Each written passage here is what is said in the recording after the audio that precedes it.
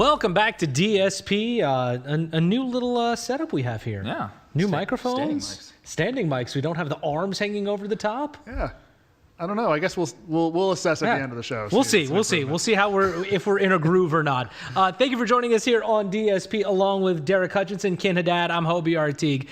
And guys, it seems like the record seems to repeat every single weekend with this Detroit Tigers team.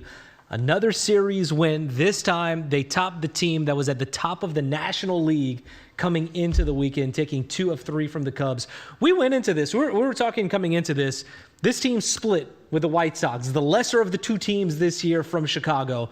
So you're thinking, okay, what's going to happen with this series with the Cubs coming to town? And then they just dominated the 2 games that they won. Yeah, I wasn't feeling that great coming into this series just because, like you said, you split with the White Sox.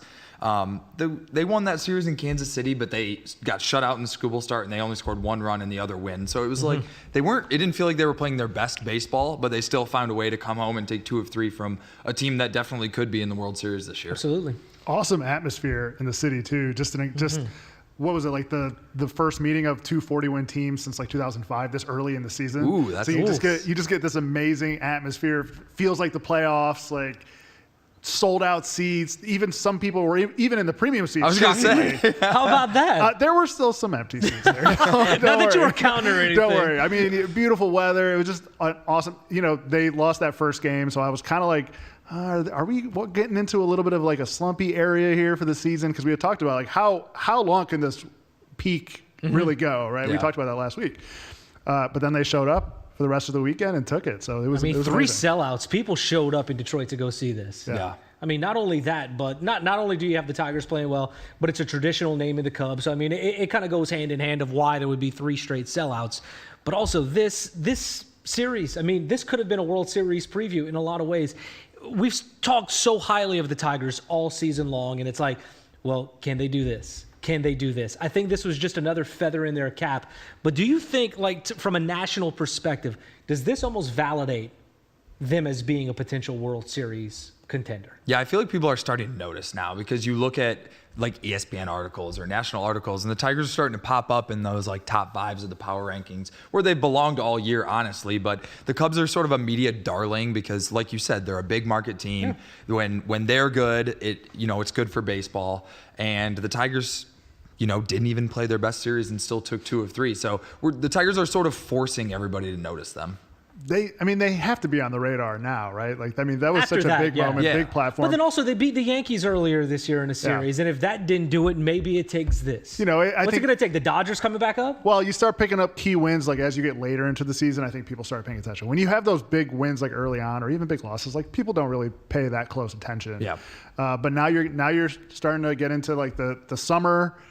Things are starting to feel more real.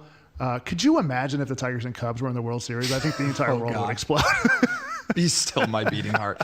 I mean, the Tigers, like you said, they just took a series from the Cubs. They've taken a series from the Yankees. They've taken a series from the Padres, the Giants. Like, there's not that much more that they can do that they haven't already to sort of validate them, right? Like, sure, the Mets, we'll get the Mets at some point, but like, does beating the Mets give you more validity than beating the Cubs? It's kind of splitting hairs at that point. Like, we're almost 80 games into this season, and the Tigers are by far the best team in their division and 2 games ahead of the Yankees for best team in the AL. So if you're not talking about it, then you're sort of doing the Tigers a disservice. At this point, getting close, because we were just talking a few weeks ago about, now we're about like at the 1/3 chunk being done. As we inch closer to the halfway point, do you think the Tigers, once we reach halfway at 81, it's going to be, all right, this is the team to beat in the American League? I think it's hard to say they will be Or they're already there. I'm confident that they will be one of 2. Because the Tigers and the Yankees are both sort of several games ahead of the pack in the American League. And I do think it's a very good Yankees team. So really all that matters is getting one of those 2 top spots because that's the bye, right? Yep. And the Tigers are going to be in that by the halfway point. Do you feel confident if the Tigers and Yankees end up in the ALCS that the Tigers would have a shot in a 7-game series? The Tigers always shove the Yankees into a locker in the playoffs. They do appear to do that, yeah. Yeah, the Yankees don't bother me. Shout out to Kyle Farnsworth. Kyle Farnsworth. I think the Yankees, Aaron Judge is having arguably like the best season for a right-handed hitter ever. So that's a big consideration. If the Yankees get healthy at the pitching staff, they're going to be really tough. But there's no reason to believe that the Tigers couldn't compete with them in a 7-game series. Looking at game one, I mean, Tarek Skubal came out against the Cubs. He set the tone. The offense showed up for him. He gave up the run. They got one right back, and then they went off to that 3-1 win. His story explains itself. Game one was kind of the epitome of what he's done all season long. But to see Jack Flaherty perform the way he did on Sunday to like set the tone in that win. I mean, we'll get to the bullpen and the bullpen starts and the bullpen days. But what do you think of Flaherty? And do the Tigers need him to perform at that level to be that consistent, dominant team for the rest of the year? They don't need him to be because he wasn't earlier in the year, but it takes him to another level. Because, I mean, if you remember early in the year, it was like Skubal, Mize was the big story. Yeah. Reese Olson was pitching really well. And Jackson Jobe, and Flaherty were kind of the weak links early in the season. Now he's pitching like the number 2, which is what he was for the Tigers all last year. And that's great to see because Mize and Olson hurt. Mize is stumbling a little bit. So, yes, Jack Flaherty getting things together is a game changer. It's almost like Skubal in the rotating rotation. It honestly is. That's really what it is right now. Yeah, he's like the lead singer of a pitching band. He kind of is.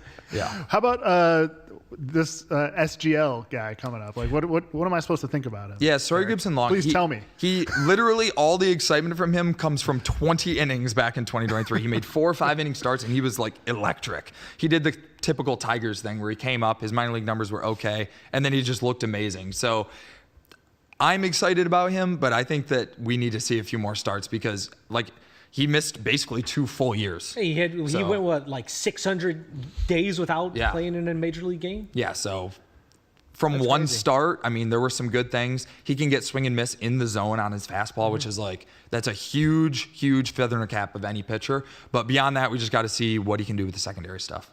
Looking at the pitching staff, last year, this team thrived on pitching chaos. That was the bread and butter going into the playoffs. Fans loved it. Teams didn't know what to expect whenever the Tigers would throw somebody out there. The last 2 games, though, that has not worked in their favor, whether it was against the White Sox or against the Cubs. Does that aspect have any cause for concern for you right now, especially being out 2 starters right now with no Reese Olson and Jackson Jobe still working his way back? Yeah, I think the concern for me mostly centers around Tyler Holton, oddly enough. He was sort of the guy and Bo Brisky. Those were the 2 guys that sort of tied pitching chaos all together because they could go multiple innings. They could get both-handed players out. And this year, neither of them have been nearly as consistent. Most of the good pitchers in the Tigers bullpen are mostly 1 inning, maybe 4 or 5 outs guys. And I think that makes it a lot tougher to piece together a ball game, right? So Brant Herter is pitching really well, but I do think the Tigers are less built this year with Brisky and Holton struggling to maintain pitching chaos. Luckily, they have a lot of starting pitcher depth. Like beyond the first 5 guys that they have in the rotation, they've got Cater Montero, they've got Sawyer Gibson-Long, Jackson Jobe, and Reese Olson hopefully will be back at some point. So they shouldn't have to rely on pitching chaos too much. If only Kenta Maeda was still around. Yeah. Ooh, tough loss there. Do you feel like the Tigers are going to have to make a move to bolster the bullpen at the deadline? I think they'll be in the market. I don't think they'll make a move. I think they'll get a bat. I really do think they'll get a right-handed bat, maybe a primary third baseman.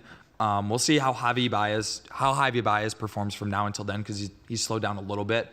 But I think that the priority should be to get a bat. I love that whenever you bring up trade or free agent talk, it always goes back to third base from the offseason to now. We're still talking about that. But if there was one area, I don't even know if it's an area of concern, but it's crazy that might be just the one area that is the question for this team right now. It's not like it's been a huge hole because the Tigers and A.J. Hinch have been able to fill it with multiple bodies. But if you wanted a little bit more consistency at a right-handed spot, that's where you would go.